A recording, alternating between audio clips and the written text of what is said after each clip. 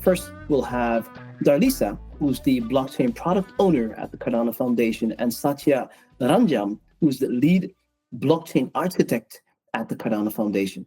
Both will be discussing the Java-based or several Java-based tools in the ecosystem. Rest me now to allow Darlisa and Satya to introduce themselves. Hello, everyone. Pleasure to meet you. And thank you very much for joining our session today. So as Denisio mentioned, today myself and especially Satya, that's our expert in the session, we'll be presenting for you some of the Java tools that he has been working on. I'll just let Satya presenting himself. Hi, everyone. Good morning, good afternoon. My name is Satya Ranjan. I'm a lead blockchain architect here in Cardano Foundation. I'm part of ecosystem engineering team, and I'm also the core maintainer of Lockspin project, whose main goal is it's an open source organization, which main goal is to basically maintain Java-based tool for Cardano ecosystem. So let's start with the session. Dalisa, you want to go through the agenda? Yeah. Yes, sure. So the tools that you're going to be covering today will be the cardano-client-lib, Yaci DevKit, Yaci and Yaci Store. Some of the tools you might be familiar with, some of the tools you won't. So today what we're going to do is just to go through, provide some background about these tools, and also do some demos in the end so you can kind of gather a better grasp on what you can do with them. Yeah, so just to start to give some quick intro there, as Denisio mentioned previously, right, the ecosystem has matured a lot in the last few years, and you have tools developing different languages, and you might be wondering, oh, isn't Java obsolete? But then when you look closer at the enterprise landscape, you see that Java still remains like a cornerstone because it's trusted by 90% of the Fortune 500 companies for mission critical systems and backend frameworks. Then, like when you look at these enterprises, like when they are moving to the Web3 and they are getting more familiar with blockchain itself, so this way you can significantly reduce the adoption barriers and facilitate for them a smooth transition to the Web3. Apart from that, of course, if there are any Java developer here, you know that Java offers proving to be very scalable and robust. So it's essential for many enterprises out there. And apart from that, of course, you have 12 million of active Java developers around the globe. So as you can see, you have loads of talent there. So Java is still consistently ranking among the 3 top most used programming languages around the globe. Additionally to that, so Java seamlessly interoperates with other JVM languages, which further increases its flexibility. So if you are a Kotlin, Scala, Phantom developer, and so on, you would be able to kind of interoperable with these Java libraries. So today, again, we are going to explore these tools that I just mentioned previously. So I'll just hand over to Satya, who you do a deep diver in these tools. Thanks, Dalisa. Okay, so let's start with our first project, Cardano Client-lib. During the session, if you have any question, please interrupt me and we'll be happy to answer any question. So the first project is Cardano Client-lib, which is basically a Java library to which is built to simplify the writing of off-chain code for Cardano blockchain. What does it mean? So if you know how the Cardano dApps development is done, there are actually 2 components components available in every dApps. So on-chain part and the off-chain part. So on-chain part is required if you are writing a smart contract based dApps. So there are languages like Eken or Haskell, which is like ProteX, or Helios for JavaScript. And using those languages, you can actually write on-chain code, which gets executed in the blockchain, right? And in Cardano dApps, there are a major chunk of your code base. You basically need to write off-chain code, basically how to build the transaction and then submit this transaction to the Cardano blockchain, which is done outside your Cardano blockchain. And we have several libraries in the ecosystem. Like if you probably already know, there are Mesh for JavaScript option code development, or Lucid Evolution. Those are two popular library in the JavaScript world, and Cardano serialization-lib, which supports both JavaScript and Rust-based option code development, and Apollo TX for the Golang world. So similarly, we have Cardano client-lib for Java developers, right? And the first release of Cardano client-lib was in April 2021. This is not a new library, so it's been there for last 4 years, starting from Celi era, and it's been up to date for multiple hard forks. So it's well maintained and currently been supported by Cardano Foundation, even though the library was initially started and currently also hosted under Blockspin organization, which is a separate GitHub organization. So what you can basically do with Cardano client-lib, and if you're a Java developer, right? So you can basically do all kind of possible transactions in using Cardano client-lib. You can do a regular transaction, like you can build a payment transaction from address A to address B. You can create a transaction with metadata, right? And this transaction doesn't need any on-chain component. You can just do off-chain code and you can submit to the network and done, right? And token minting, if you want to do the regular CIP 25 token minting, NFT token, or the regular fungible token, you can do that with the Java. Or script transaction, which are like smart contract transaction. Let's say you have Aken code running inside blockchain. You can actually interact with that smart contract through Java. It's possible.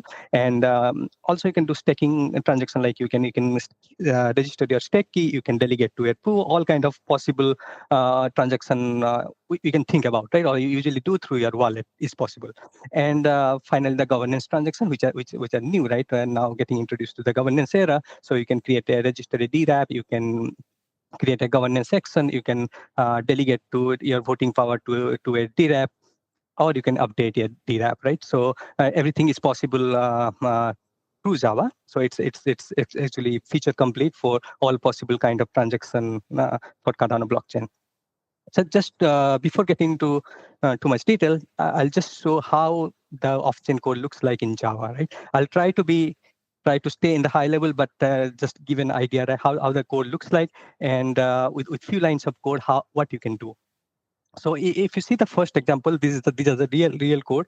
Probably you need 2-3 extra line to make to run this code, but the summary is basically this one. So the first example is basically what we are doing. We are creating a TX object, let's say in Java term. So, and we are saying, okay, pay to this address, receiver to address from sender account, right? So it provides a declarative API so that you can express your intent, what you want to do. And we have a builder called Quick TX Builder, which basically takes a backend service. What exactly this backend service is, basically you cannot build transaction in isolation in Cardano, right? You need data from blockchain, data like what are the current UTXO set available for the address, what is the current protocol parameter, and those data should come from the Cardano blockchain. And the backend service is basically helping us to get this data. And I'll go to the backend service, what are the different implementation we have for this backend service. But typically, you express your intention, like I want to pay this receiver address from the sender account, and then you take this intent in form of TX object, and then compose your transaction with this Quick TX Builder and provide the signer. Because in this case, we are sending fund from sender one account, so you need a signer from sender one wallet, right? And then when you do complete and wait, is basically submit your transaction to the blockchain through this backend service, and it's done. So it's basically submitted to the network, and if you have fund, it will be transferred from sender one wallet to receiver 2 wallet in this case. That's it. So that's the full off-chain code to just do a simple error transfer from account A to account B. So second example is basically, as you know, we can in the Cardano, basically we can compose transaction. You can have one transaction, and inside the transaction you can have many other transactions. So basically, physically there'll be only one transaction in the blockchain, but you can have multiple transactions inside that. So if you see here, the transaction one is basically you are saying from sender one wallet, this is the from keyword, I want to pay to receiver one, a receiver two, some amount of error. And then I have another TX object, and this is another intent. I want to pay to receiver two from another wallet, which is sender2 wallet. So I have two sender here and two receivers here, right? Um, and three different kind of payment happening here. So and finally you can use this do the same use the same quick TX builder here and compose these two transactions together, which will build the final transaction which is required by the blockchain. And then we sign with sender1 and sender2, submit to network, and the output will be basically we'll have two output UTXO output, which will go to receiver 1 and receiver 2, and then there'll be some change output, right? This is how you can do actually a composite transaction with multiple account. So if I go to a little bit complex, this is not again, this is again a simple example of how to actually mint a token, right? So you similarly you create a TX object and you express your intent. I want to mint assets, right? Using a policy, which you can easily create like policy util, create a policy script. And because if you know, every token has a policy ID and a token name and token amount. So you provide the policy script, say I want to mint my asset, this is my token name and this is the amount, and who is going to receive this token? Sender1. So this is your intent, and you want to attach some metadata here, like this is, of course, this is just dummy metadata, but in typical NFT or any fungible token, probably you need to have a metadata in a particular format. But for example, I'm just putting a minting TS. This is a normal metadata here, text metadata, and then you compose this transaction, and now we need to sign this transaction from sender1, because sender1 who is basically minting this token and paying this transaction fee, and you also need to sign it with the policy script you just created. So, and this is what we are doing just to mint the token here. And then if you check here, the second example is basically it's a again a composite transaction where we're minting asset, and also at the same time we are also paying to different address. So you can see how the complexity level can increase, right? It's not the simple. It starts with the simple transaction, just token minting. Then you can compose this simple transaction with different other transactions, like paying to other addresses. So in the second example, you can see we are paying to a receiver, we are minting token, and you also there is another wallet which is actually sending some amount to some other receiver. So it's actually quite complex, but if you see that like within 20 lines of code, you can actually do this in Java. Okay, if you have any questions, just feel free to hit it. So I'm just going through this code sample. So the next one is basically all the staking or governance related transaction, right? Governance, the topic is quite complex, but if you see here, it's actually quite simple to create the transaction, governance related transaction in Cardano client-lib. So in this example, if you see, right, we are registering a stake address for the sender1 address. So sender1 address has a like payment credential, staking credential. So once we do that, the staking credential will be extracted from this sender1 address and it will be registered. And the second intent we are doing is basically registering a dApp for sender1. So and it's the same process. So you declare your intent and then you compose it and submit. So the first example basically where sender1 is registering its stake credential and registering as a dApp, right? And in the second example, if you see, we are getting dApp ID for the sender1, and if you see that this dApp ID is basically CIP 129 compatible dApp ID, the one you usually see in the Cardano scan, and in this particular second example, we are basically registering stake address for sender2, because let's say for every time you want to delegate to your voting power to a dApp, you have to basically register your stake address, and then you are delegating voting power to the dApp, which is basically sender1. So instead of having two separate transaction, one to stake key registration and delegation, it's basically combined together and it's done in one transaction. And this is really the power of Cardano, right? You can actually have any number of any combination of transaction composed together and submit.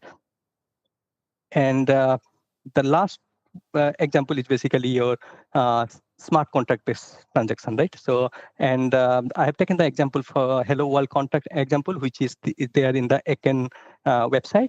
So if you see here, this compile code is basically when you compile your smart contract, you'll get a hex code, which is basically a CBOR bytes converted into the hex, and this is what gets executed on-chain. So, and whatever language you use Eken, or you use Scalars, or you use Haskell code, finally, this will be converted to something like this. So the Java library can get it and convert it to a Pluto script object. And from there, you can get different type of thing, like the address, which is representing this particular validator. So just one line of code, and you get this, right? Behind the scene, there are a lot of complex stuff, address derivation happening, but normal Java developer doesn't need to know that. And then if you see here, what you are trying to do, we are basically trying to lock some fund in this particular script address. So it's a regular transaction object, whatever you intend with it, but here we're saying pay to contract. Instead of pay to address, we're saying pay to contract, script address, amount you want to lock, and the datum, which will be locked, which will be there in that UTXO, right? Locked UTXO. And the rest of the steps are same because the signer is the sender. And let's go to the next one where we can actually see how to unlock it, right? Once you Satya, get one, yeah. There's a question from Darlington in the chat. So Darlington asked, thank you. Did we miss any key links, like GitHub or presentation, etc.?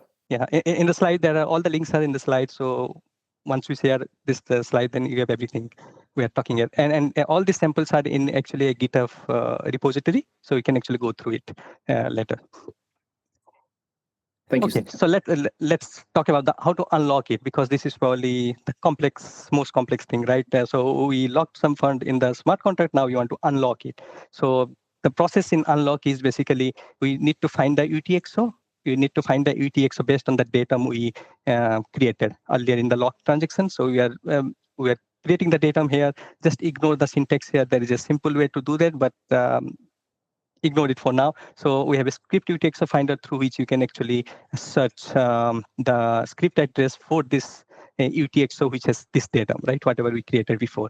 And then we have to use a separate construct here like scriptx, because this is a smart contract transaction we are now going to do. And you say, okay, collect from this UTXO, the UTXO we created before, collect from this UTXO, and then we pass the redeemer. In this case, the redeemer has a message called hello world. And once we unlock it, it should pay to the address of this receiver and whatever amount you want to pay the receiver. And then we are attaching the validator, which is the compiled code we just got from Eken, right? And then there are various things you can do. You can say, okay, I want to pay the fee from receiver amount, or you want to pay from the separate sender amount, right? Sender account. So we have all this flexibility. You can say who is going to pay the collateral. So as a library, it doesn't decide on behalf of the user, right? Who is going to pay the fee or who is going to pay the collateral.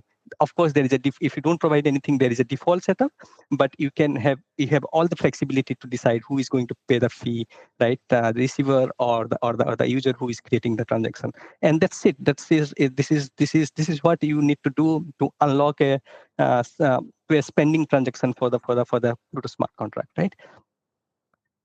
And then, yeah, that's all the example, but let's get into a little bit the key features, other key features supported by Cardano client-lib. So these are like standard features, like you can derive accounts, you can create different kind of metadata, CIP25 or CIP68, all this NFT related metadata. And you can also, there are like coin selection algorithm, which is already inside the library. So you saw the 5-6 line of code, but a lot of things happening, like the fee calculation happening, coin selection happening from the sender wallet. So these features are basically supporting the transaction builder to achieve that. And the backend data provider API, we'll go through it later. And okay, I mentioned about the CIP. So out of box, the Cardano client-lib also supports some CIP like CIP20, which is a regular message standard with I think level 674.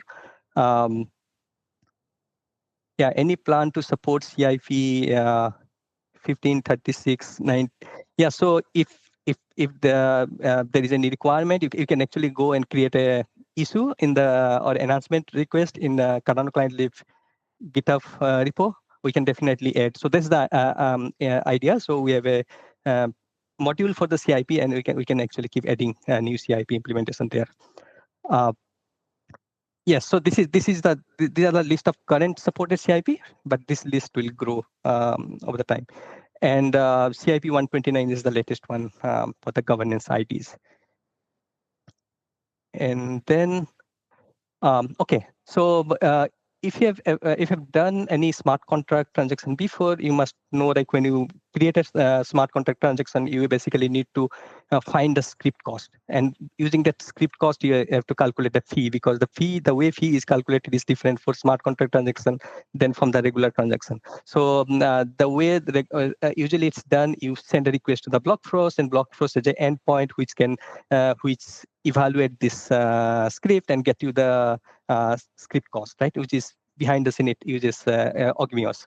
But in Cardano client-lib, we have integration with Eken and Scalars, which is a Scala-based smart contract language, and we're using those libraries to basically evaluate this cost offline. So you don't need to rely on any online service, right? You can actually build all your transaction online without offline without relying on any online services.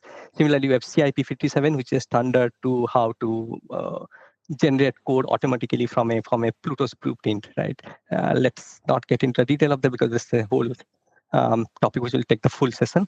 Then there is a new API we are writing, currently developing for Cardano client-lib, which is a wallet API, which is, in summary, it's basically whatever I saw so before, is basically single address. So you are only sending some fund from one address to another address, or paying fee from one address to another to the transaction. But in wallet API, basically, it will behave like a regular wallet, right? When you have an account, we can have like multiple address, and when you create a transaction, it can actually scan through all your addresses for a UTXO. So this is a high-level API on top of whatever we have, but it's already there, but it's in the beta phase now. Okay, so let's skip this. And okay, so data provider.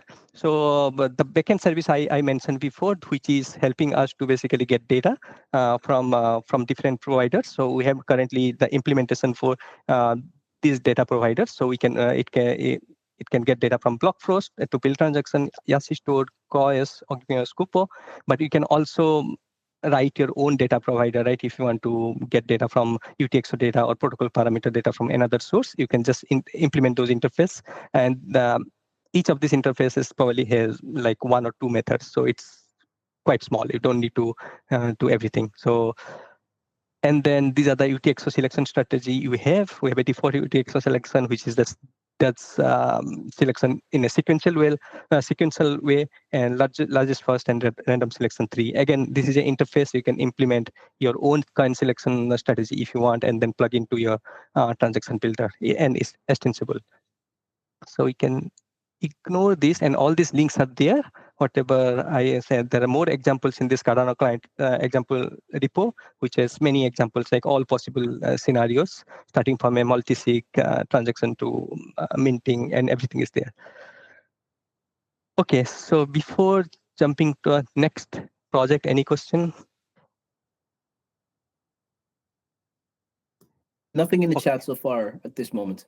Okay, then we're good. Thanks. Okay, let's jump to the next one. Next one is basically Yaci DevKit. What is Yaci DevKit? Yaci DevKit, even if it is written in Java, it can be used by a project written in any language, developer from any other ecosystem. So typically when you do any development in a traditional world, right, you set up all your environment in your local laptop or local dev machine, right? So let's say you have your own database, you have your own server where actually you build your application, and then you test your application, and once it is ready, then you deploy to a production server or the UAT server or test server to basically so that others can use it, right? And that's usually the development flow. But in the blockchain world or the Cardano world, what we do, we have like three public network, like mainnet, pre-prod, and preview. Obviously, you cannot test your code in mainnet. Of course, you can say I test in production, but that's not advisable. But usually you use pre-prod and preview. And but it has some issue because it's not the standard way the developers do development. The issues are like we have a 20-second block time for every transaction. So when you submit a transaction in your during your development, you have to wait for 20 seconds for every transaction, which is basically delaying your feedback loop, right? It's taking time to get any feedback. And same time, let's say you are building something which is sensitive, right? You don't want to expose your data to a public network because you are not ready, or you don't want to lose your competitive advantage. So you don't want to rely on public network to do your development. Similarly, when you test your application, right? Even if it's a test network, you need to get some test data for the network. So we have some. First, you can, if you go to the developer portal, you can get through it, but there is a rate limit. So you can only request once in 24 hours, so you'll get like 10,000 data, right? So there are limitations, right? What you can do with the public network. So what Yaci DevKit does, it's basically brings all these required tools together into one product, and it helps you to create your own network, local network in your local machine, right? So you can create a DevNet within probably a few seconds with your own configuration. You can say, and by default it creates a network with 1 second block time. So so to iterate faster and to give get the feedback, it's actually quite good, right? And if you have done any Cardano development, you know Cardano node is just one thing. You need a lot more other components. Like you need an indexer which can index data. So some examples like you need something like dbSync, right, which gets this data in the database so that you can get all this UTXO, because Cardano node itself doesn't provide any API. So similarly, if you you probably need something like Ogmeo Scupo, or maybe you need something to see your data like in a Explorer, but for a local DevNet, how to get that, right? So what Yaci DevKit does was Yaci DevKit provides all these components in one package, right? It has a CLI through which you can create, destroy your DevNet with just one command. It has an indexer which index all this data and also expose API which are compatible with BlockFrost. It provides some of the BlockFrost compatible API which are required by your transaction builder. And then it has a browser, viewer, browser-based viewer, something like Cardano Scan, but it's targeted for developers, and it has only enough data which is required for the developer. And Ogmeo Scopo is optional, and it supports Lucid.js, Lucid Evolution, Cardano Client-lib, PyCardano, Apollo DX. These are the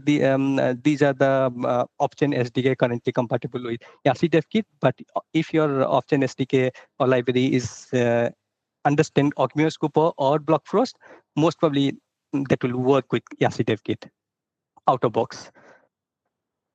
So yeah, I already mentioned like, okay, these are different components inside Yaci DevKit. There are like 4 different kind of distribution we currently have. One is a Docker Compose based distribution, which is a little big, but once you download this, everything is there. The next time it just startup is quite fast. Second one is the zip-based non-Docker setup, which gets only the Yaci CLI, the CLI component, and then it can automatically download only the required component. Right? If you don't need Ogmeos, it will not download Ogmeos. And third one is the NPM distribution, which was recently released, and it's mostly for the JavaScript developer, or if you want to use a CI test inside your GitHub action, you can do that. We will see a demo how to do that. So it's not only for your local development, it can be integrated with your integration test in a GitHub action to provide the isolated testing environment for the dApps. For the dApps or just the off-chain component. And the fourth one is basically Java specific. It uses test container, but we can ignore it for now. I'll not go through all the admin and all the endpoints here, but one of the critical endpoint is admin API. So if you want to just control everything in the Yaci DevKit, there are some admin endpoints that you can create DevNet. You can reset your existing DevNet from Genesis block again. Everything can be controlled through admin endpoints. Like you want to get the Genesis file for your DevNet because you're creating a new DevNet every few minutes, let's say. So you can dynamically get it through some endpoints. There's a Yaci viewer. We'll go through a demo. You can see all those things. So can ignore it now. Okay, let's jump to our demo directly. Okay, so I have already installed DevKit Docker version. So it's just one line call-based installation. You put it in your terminal and it's done, right? It just takes take few minutes and it will be done. And then once you do DevKit and start, and this is the CLI. And then if you do create node and just to start, and you can also provide the epoch length if you want epoch length other than 1 second. But by default, it's 1 second. What it does, it basically creates a Cardano local network. And if you see, there is a account being set up like with a default mnemonic, which is test. Yeah, this is a very mnemonic, by the way. And these are the default test account. You can also pop top of your own account and with some test data inside that. And you can see Ogmios is already up and running. Yaci Store, which is basically Blockforce compatible indexer, which is already up and running. And if I do tip, you can see the blocks are like moving like every second. And you want to, if you want to just top off your own address, you can also do top up and some adder, right? And think about like 24-hour rate limit, relying on some service running by someone else, right? You don't need to get into those complexity. And if you want to just reset your network after doing something, you can just do reset. It will just start with the same configuration, whatever you used last time. And yeah, so probably 5 to 10 seconds, the whole setup is done, right? And now, if I go to the browser, I can show what is. So this is bringing this thing. So this is your own Cardano Explorer, sorry, Cardano scan. So for your own network, so you can see the blocks are moving here and there is no transaction. These are only Genesis transaction and it looks not similar to Cardano scan, but of course doesn't show everything, but enough data required for a developer. And if you go to the Swagger endpoint, these are the endpoints supported by these. Some of the endpoints are Blockforce compatible endpoints required by and most of the transaction builder like Lucid or Cardano-client-lib. And similarly, if we go here, Ogmios is up and running for our dev network. And this is the endpoint for the admin network, admin endpoints. So where you can also control your network through API, right? So if you want to do a programmatic control, right, for your integration test. And yeah, so this is Yaci DevKit, but let's make it a little bit interesting, right? We saw there are various kind of transaction in the first slide, right? And now let's see what if we run these transactions or submit this transaction to the Yaci DevKit network, right? Our own network, how it looks like. So yeah, theory is okay, but not that interesting. So this is a simple transaction we saw before. Now let's fire this simple transaction and then the transfer one, the complicated one, and see how long it takes. Yeah, so it's done. Basically, we did 2 transactions and it's done. And now if I go to the our own Explorer, and you can now see, okay, so we transfer some data and it's there, it's visible, right? So now if I go here and do some minting transactions, I can run. These are the exact same transaction we talked about in the first section, right? So simple minting and minting with some transfer, right? So now if I go here in the simple minting, we are just minting some token here, 1,000 my asset, and then the second transaction is basically it's a composite transaction where we are minting, also we are transferring some token. So this is all done, but you can see the speed, right? It's within 1 second we are able to see the output. And similarly, these are some staking transactions which will basically register a staking key and also delegate the register dApps code delegation, and I'll also run this script transaction also. So which is the unlock, right? Yeah, so it's done. So let's go back to viewer again. And the last one should be the unlock transaction because that was the last one I did. And you can see the smart contract which was executed. And you can see your datum here. So it has everything required for you because no other explorer will give it to you, right? Because this is your own network. And then if you go to the certificate, we did the step key registration here. And then if you go to the dApp registration, you see the dApp registration. Of course, there are few things are still missing. But if you're using this, feel free to create an enhancement request, and we'll be happy to add more features to this. And if you want to contribute, feel free to create PR, because this is written in JavaScript, spelled. So no rocket science. So it's just a simple viewer or explorer. Okay, so let's get back to the slide again. And maybe just one thing I want to show, how it is integrated in the GitHub action. This repo is already there in GitHub, you can see. So you can see this is the GitHub action file. And if you want to run everything, all the tests in GitHub action, you can actually start your Yaci DevKit through npm install. This is the third distribution I was talking about. It can start the Yaci DevKit, and then it waits for some time, and then it can run all these tests. So if I go to this repo, GitHub repository here, if you can see here, I have all these Java tests already. I tried to run before, and you can see it's actually installing Yaci DevKit and running test, everything in an isolated environment in GitHub. So you can actually trigger it yourself, right? If you want to do here, right? Okay, so I just started a GitHub action test. So if you see here, it's setting up Node.js, Yaci DevKit. So we just saw you can do everything manually. Now it's basically everything is done automatically with the same software, right? Same thing. So now it's waiting for the Yaci DevKit to start. And once it's done, probably then it will start running all the tests. Yeah, it's up. Now it's running the regular Java build and running all the tests, and it's basically done. So if you go to the summary, it took like 51 seconds to set up the whole environment and running like how many, like 10 or 15 tests we had. This is as simple as it is, right? So, and it can be used for any language, right? And JavaScript, Go, or whatever your favorite language you are using. Okay, so maybe I'll jump to the next part, considering we don't have much time. So next project is I'm going to cover is the Yaci.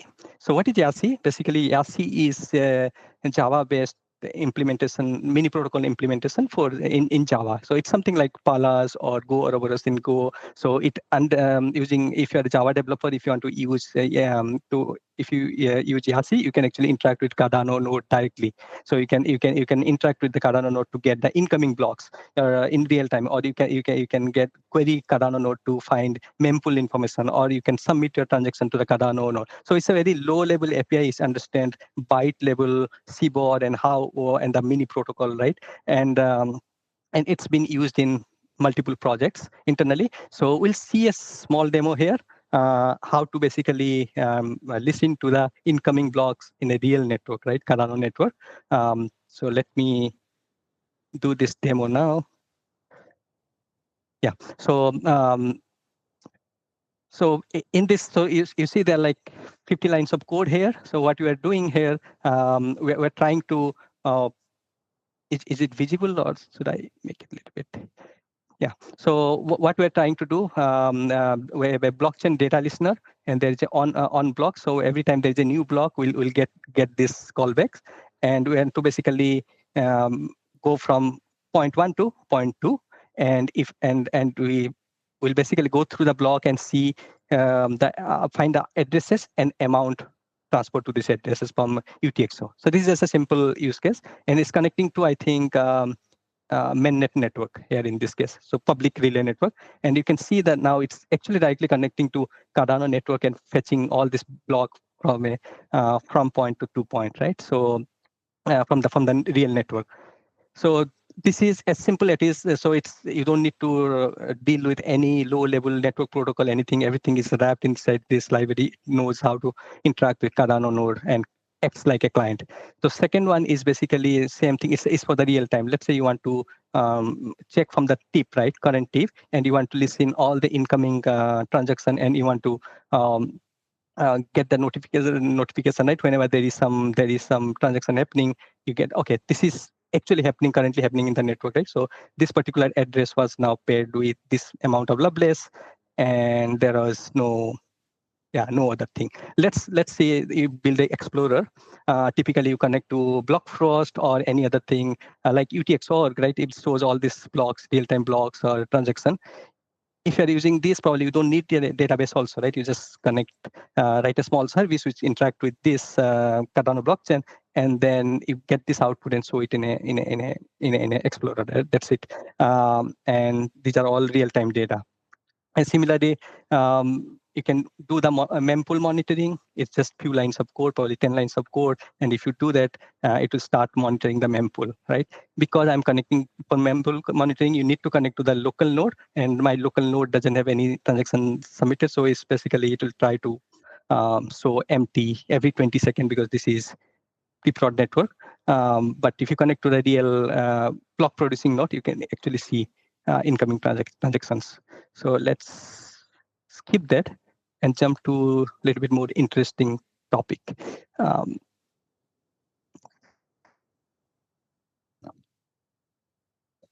Okay, so the last project is Yaci Store. We have 10 minutes, so hopefully we'll be able to finish. So Yaci, what is Yaci Store? Yaci Store is basically, we saw how to interact with Cardano blockchain, right? But this is all real-time data. It's coming, we're listening, we're showing this data, and we are forgetting this data, right? So Yaci Store, what it does, basically, it's a modular Java library, which is designed for the developers to build custom indexer. Why it matters, right? Let's say you are building an application and you only care about your own data. You don't really care about whole world's data. What data is put in a Hosky token as a metadata, right? So right now you have a database, let's say dbSync database, and all the data is there, right? Including all metadata from all transactions, all minted tokens. Why do you want to store it, right? So, but what you really care about your data, about your application. So Yaci Store is basically helping you to achieve that. So it's a Java library. So you can actually write your own custom indexer only for your application, or only to deal with only your data. And it also comes with some out-of-box indexer, which can also index everything like dbSync. And this is the very high-level architecture of Yaci Store. And we have a Cardano node. It's basically reads data from Cardano node through Yaci, the library I just talked about, and publishes this data in form of events, right? Block event, transaction event, mint event. And there's a concept of stores. So we have like different modules because it's a modular library. So you have like block store, transaction store, UTXO store, metadata store. These are listening to all different kind of events, and then they're storing this data in a RDBMS database where you can actually retrieve this data in a better way, right? In a faster way for traditional application. And there's an API layer which exposes all this API endpoint for transaction building or for your application. And this is exactly what is used in Yaci DevKit to achieve all this magic, right? Because we definitely cannot run dbSync and make it lightweight. And it's extendable, right? So this is I mentioned about the store, right? We have so many different stores here, and if you drill down to one of the stores, the architecture is like this. So we have API, you have a processor which transforms this data once it gets from the Cardano blockchain, and change this data in form of which can be stored in a database. And there is a API layer, storage, and there is a storage API. And there's out of box we are implementing for RDBMS database like Postgres, MySQL, H2, kind of database out of box is supported. But if you want to support other database like Redis or MongoDB, you can easily provide your implementation. You can extend it. So these are different kind of stores. So you can just skip it for now. Out of box indexer. So when you with every Yaci Store release, you can find 3 types of out-of-box application. The Yaci Store is the first application which basically includes all the stores, which indexes all on-chain data. And you can also enable, disable different store, right? If you don't want a specific store, you can actually disable it through a config file. Ledger state is basically something which which contains the stores which are required for ledger state calculation, like a reward calculation or governance state calculation. These things are not exposed through mini protocol. These are computed inside the node, and we are actually able to do that inside the Yaci store. And finally, the UTXO indexer, which only provides the UTXO data. You can compare it with QPO or like a lightweight UTXO indexer. Yeah, let's not get into these events. I kind of explained. Yeah, you can actually extend this in various ways. We'll see a quick demo how to basically provide your own custom logic to decide what data to store, what data to ignore, right? You can write different kind of filter in Java, but in future probably we can extend it for other languages. And there are different ways how to extend this. You can write your own filter, or you can completely override the default storage implementation and just listen to the event and do something else, like okay, publish a notification to your phone, right? It is also possible. Finally, Yaci Store is currently being used by, these are some of the projects that are currently being used, is used in Rosetta Java, which basically we replaced DB Sync or Cardano well in the previous implementation. Now the Rosetta Java is using Yaci Store internally. Rosetta Java is used in many of leading exchanges like Binance, Kraken, if I'm not wrong, and Reeve is our ledger on blockchain accounting project, like moving our accounting data to blockchain. Cardano Ballet, which was used in the last summit. EDA handle resolver. There is a EDA watch Telegram bot which can actually monitor your address. This is used internally using Yaci and Yaci Store to notify you what's happening with your address, right? Nice. EDA-matic, and there are some batcher application which is also using Yaci Store. And let's jump to a quick demo. Hopefully, Dalisa, you want to give a context of this demo, the scope indexer, and then we can. Yes, so I don't know, guys, if you're familiar with, but you have this use case that's about the Georgian wine traceability program, where you're collecting specifically information, supply chain management data, and certificates of conformity from the wineries, a couple of vineyards in Georgia. Mm-hmm. And from that, you're adding it into the blockchain. So the data is being added with a specifically metadata label, that's the 1904. So Satya is going to demonstrate for you how to configure Yaci Store to capture just the information, for instance, for this project, just with the metadata label 1904. Okay, so let's jump to our last demo. And if you see, its label is 1904. As I mentioned, if you're writing an application, custom indexer application, why do you want to store all the data, right? Or the data of whole world, right? We don't need to.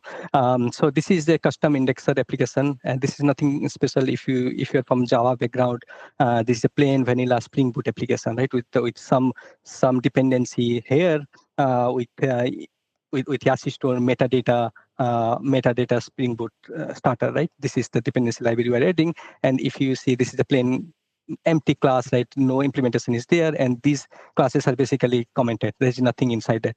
So basically, if you just create an application and just add metadata store in this case, and we have a config file which is pointing to mainnet network, and the database is here, which is kind of empty. And if I just start this application, you can see what it does, right? We have included a metadata store, and we're saying start the sync from this point, right? A particular point, slot number. So you can now see here, if I expand here, you can see I just get metadata table, nothing else. But the issue is I'm started getting all the labels, right? Label 674, all this min swap stuff, everything, right? Why do I need all this data? I don't need, right, in my database. So let's improve it a little bit. So I'll just delete my database. So what I am going to do now, I'll just do a small change. I'll just enable this component. I'll attach a filter here. So what I want to do, I would say, if you see, if it is visible here, what I'm saying here, every time you are saving something, just check if the metadata label is 1904. right? Then only save, otherwise just ignore. Now, if I start this, it will ignore everything. Whenever it encounter a transaction with metadata with 1904 label, it will just store that, which is important for my application, not everything, all the data. So now if I go here, there is nothing yet available. So yeah, now my data for with 1904 is now available. If I go here, this is Georgian wine and this data. So you can see my database requirement storage size is significantly now down as a application developer, right?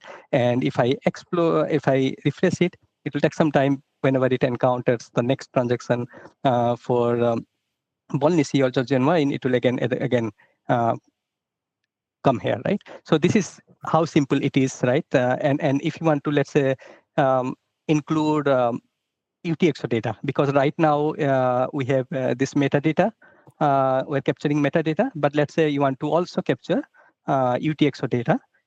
Only thing you have to do, you have to just add this dependency UTXO here, and I'll restart it again. So, but let's see, we have you can see now we have two metadata here, and I stop it here.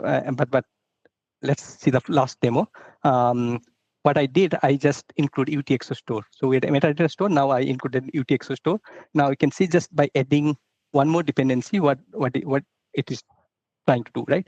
Let's run it. We have 1 more minute. I think we should be able to done with it.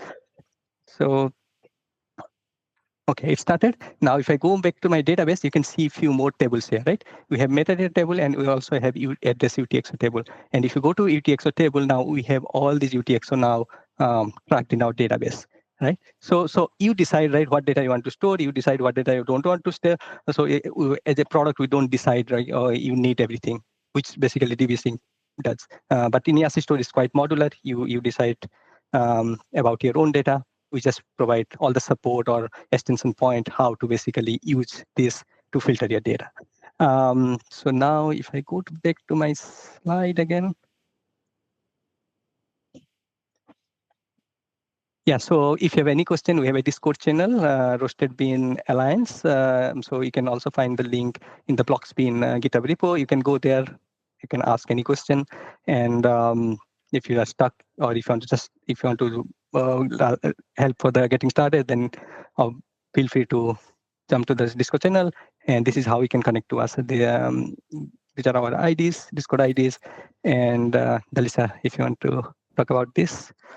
Yes, so very quickly, guys, very briefly. So every fortnight, we're running these sessions for developers where you aim to provide updates in the projects that you have been working on or you have been involved. So if you would like guys to participate on these events, you can just subscribe to our calendar over there.